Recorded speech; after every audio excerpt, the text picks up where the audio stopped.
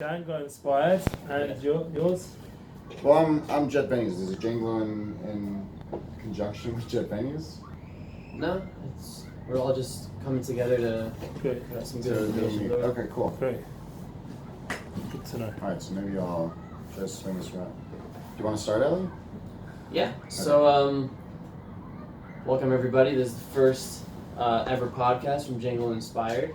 I'm here with Marty Wiesel, Eli Goldsmith. How's it all? It's great to be here. We're really excited, and we're going to try to bring you guys a little bit of wisdom, some good food for thought. So, start with you, Eli Goldsmith. Introduce yourself. Tell us about yourself. My name is Eli Goldsmith, and I've been in Eretz Israel for over 20 years. I come originally from London, North London, Northwest London, to be more specific, and I didn't grow up so connected Jewish-wise, but what we would say a secular traditional family, and they were in the music business, entertainment world. That was my upbringing, and had, thank God, a good life in London, and moved at the age of 18 to Israel for a more spiritual focus, and now it's about bringing everything together, unifying my whole journey, and thank God I have a family and live here in Yerushalayim, just 5 minutes down the road, and I'm happy to join you. So let's hear what you want to know. Thanks for coming on. I'm really excited. Yeah. Pleasure. Yeah, when Ellie first told me about that we're meeting you, I actually didn't know anything about you. And he sent me your website, he sent me a lot of things about you, and I was really just blown away about how much you achieved and how much you basically it seems like in a very short period of time you were able to just jump. And so that's really what I want to know. I want to know like what first a couple like failures, because obviously in order anybody who's successful has had failures in the past, and therefore like which failures have you learned from, and how you managed to achieve so much in such a short period of time. Wow, thank you so much. I would like to just start off just with an introduction to that question. I think it's a very important question. The idea of public victory or being successful, and what people consider success nowadays is obviously different measuring sticks. But for me personally, like what I consider success is one thing is to consistently continue using your talents as much as possible that God gave you, and to be able to constantly challenge yourself to grow. And I think that consistency, as someone once called me, I was described online, and this will sort of explain a little bit some of the challenges I had. And this, I wouldn't say failures, because every failure is an opportunity. As Gedalia Fensto, I'm good friends with him, would say, and we're visiting him soon, he said the idea that you should learn about from your failures to get up quick. It's not about the failure, it's about how quick you learn from it. So this concept is what fueled me back in the day when I first started doing public events in Israel, because already, as I said, it came from the music world, entertainment world. I was already running events in London and had a successful experience there, mostly when I wasn't successful because I wasn't really interested anymore, and it was other people. The partnership carried on, and I said I don't really want to anymore, so I was forced to continue at that point, and then it wasn't successful because my heart wasn't in it. So I do think there's very much to do, to answer your question directly, with how much you want to do it and how much you put energy and passion into it. Also to make sure, once again, you have a good team.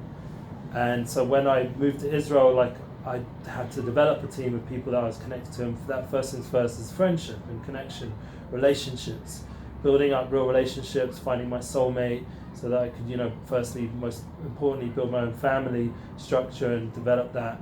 And then it goes into other aspects. Like I was always doing kumzits and yeshiva, even if it was yeshiva that didn't usually do that kind of stuff. I pushed them, make music events, kids need it, I need it, and I had the opportunity to perform. I actually am a musician myself, and that gave a lot of channeling for me during my yeshiva years. And then when I went into the rabbi world, which was sort of pushed through different circumstances of, one, I wanted to stay in learning, but you can't always do that in every situation, and people were like, no, you should start teaching. And I went at night, became the midnight rabbi, because there was so much children and youth on the streets at night, from seeing in town and seeing around and around. And all the guys who I would teach in the earlier times were still sleeping half the morning and later. So I got to be there on the streets. I got to be a midnight rabbi. So I saw from the way the world was and where things trends and what people are up to and patterns, where I need to be. So I became something unique. The kids themselves called me the Midnight Rabbi. I didn't label it myself. And I also saw the YU had just gone through a change. They weren't able to do the Unity concert or whatever they called it, the band's concert for the yeshivas.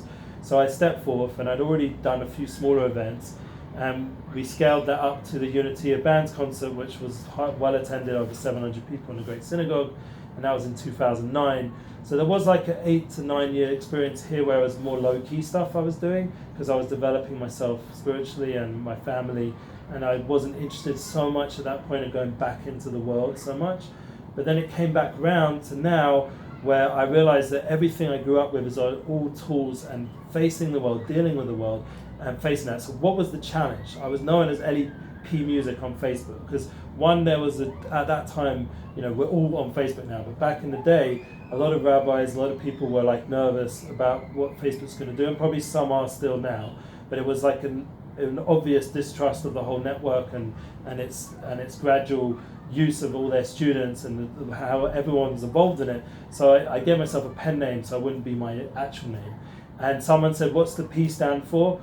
I said, "It was a guy called LEP who was helping me, so we sort of combined it with the idea of music, and my name's Eli." So he said, "No, the P stands for persistency."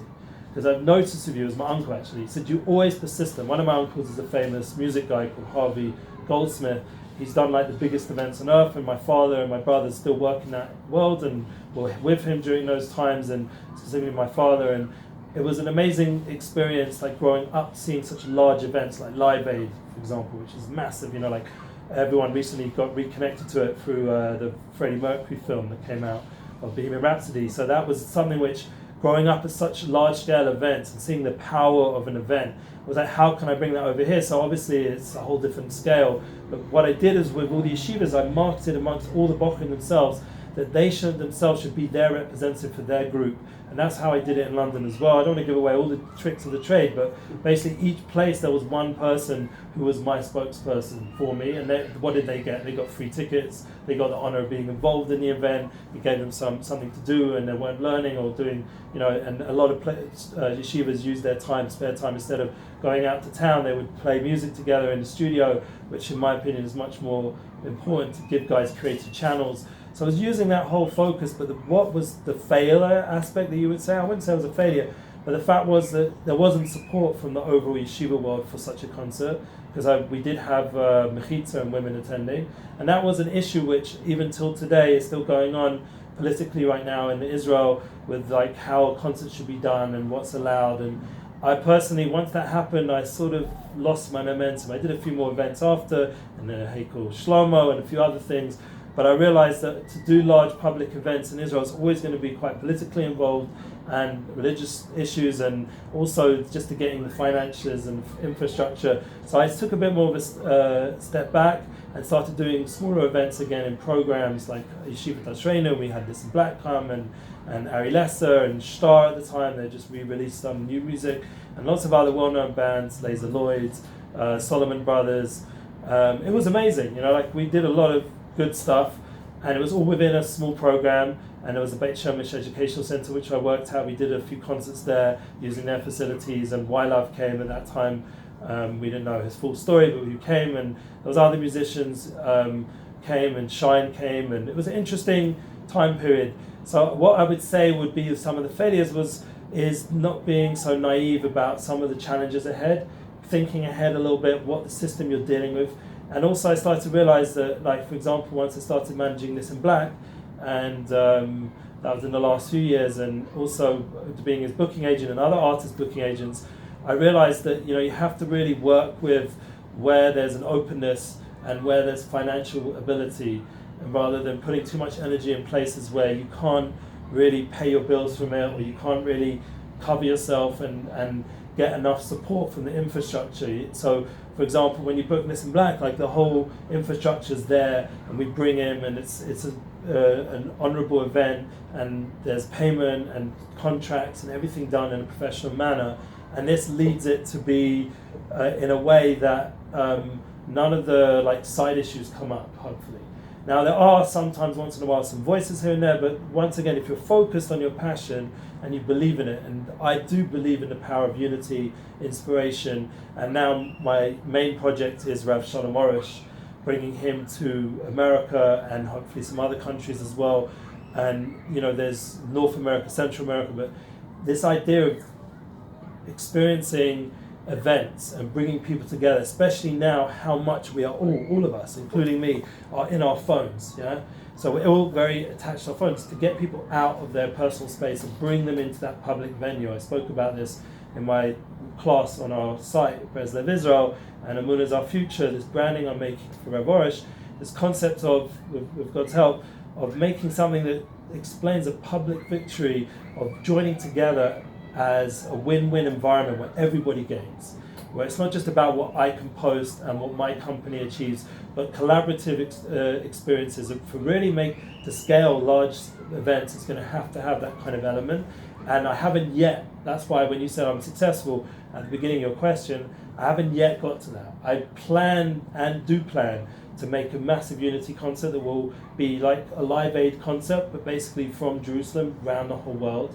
It will be like a process of... have a lot of obstacles to... Yeah, Jerusalem already is complicated enough, and then to have it, live stream to London and to continue the event in London and then to New York and then to LA. As the day goes on, in one day, 4 huge events, and maybe even further to the other side, to Australia, and to really build up maybe South Africa, to have it like a global event of unity. And the whole focus is that all the different creative artists, musicians, speakers should come together and create a unity experience. I could do that maybe at least online on my own blog and do it in my mind and post about it. But to actually, project. Yeah, but to actually logistically do that. So one of the things I am trying to do with Arush, which is, I feel his Emunah Torah is so universal and has ability to unify everybody, not just the Jewish world, but the greater world, the non-Jewish world, the whole world, is in a concept of unity, is that Rav Arush, his teachings have ability to give everyone encouragement of Emunah and unity. I feel very connected, and the Shabbat Project have agreed to help us, because every time so far since I've been involved, we're making a tour. It's on the weekend of the Shabbat Project. And last year we did in Cleveland. It was a very successful, well-attended event. And the Shabbat Project just helped add that unifying experience. We were all keeping Shabbat together in Cleveland as well as the world.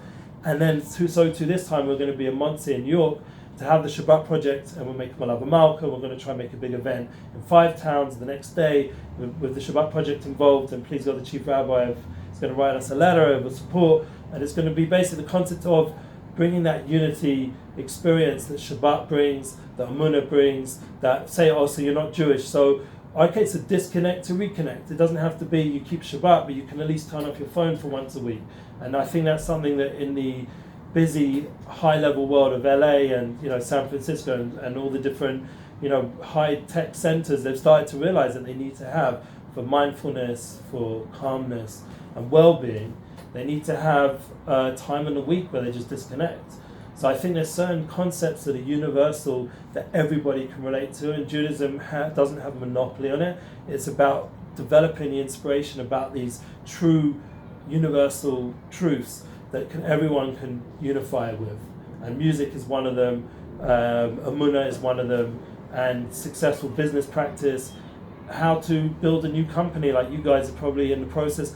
Like that is something which everybody on some level can relate to who's involved in that. There's certain things that everybody is going through, like the struggles of life, that we can unify on rather than be divisive about. And I think that the path of success for me is to go with that concept very clear of unity, and to find different avenues how that can work in all different situations. So how I dealt with the failures was to come up with solutions that are the opposite of that challenge. Like in terms of disunity, or this political persuasion, or this religious persuasion, or this to try to come up with events that arise above that, and at the same time are respectful to those people, because it's or those different opinions. It's like trying to find a voice that respects everyone and is inclusive, and it can come from Torah values. It doesn't have to be a contradiction. That the Torah has a very specific system of how it functions. It shouldn't contradict with this concept of unity if it's understood truly to its end. Very cool. So I think that gets rid of the failures. Because in the end, everything is success. Everything is unified. It's amazing how you said it comes from like the opposite effect a little bit, Yeah. where we have the social media Yeah. and people are just getting too drawn into it. Yeah. So then you actually use the power of social media to connect to the whole world, bring people together in all these different places, and Yeah. and then you're using the very tool that's driving people away from it to bring people back together Yeah. and to disconnect from it at the same time. It's like it's totally counterintuitive almost. Yeah, it is. I'm And just gonna double check the. I think Ellie's like on Hold on a second. call with that Yeah. big time. No, just I know it doesn't record.